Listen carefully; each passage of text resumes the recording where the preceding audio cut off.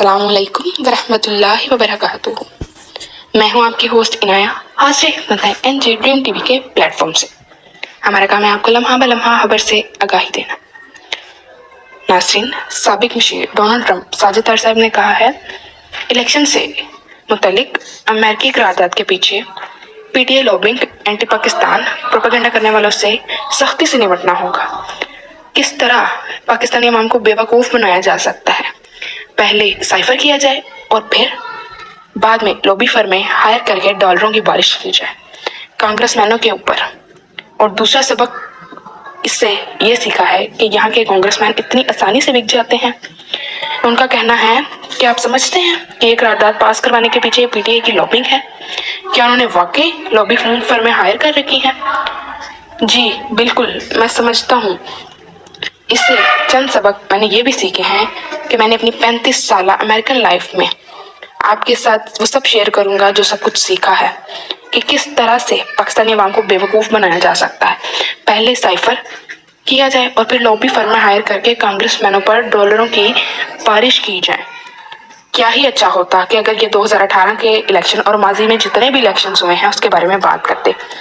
सबसे बड़ा सबक मैंने ये भी सीखा है, मेरे हम वतनों अजीज पाकिस्तान के लिए लॉबिंग करते हैं।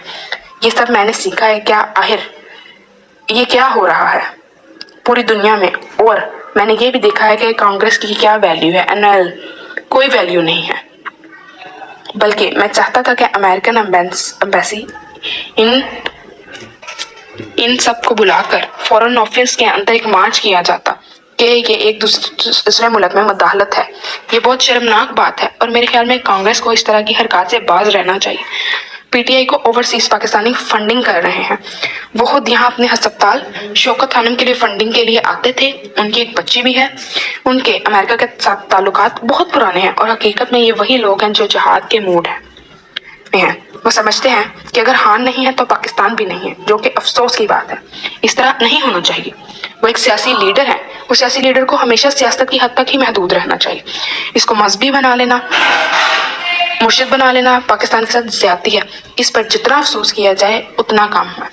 उनका कहना है ऐसे अनासर के साथ सख्ती से पेश आना चाहिए जो एंटी पाकिस्तान प्रोपेगेंडा करते हैं। दर हकीकत ऐसा नहीं किया जा रहा, जिसकी वजह से पाकिस्तान के अंदर की सूरत हाल बहुत ख़राब है।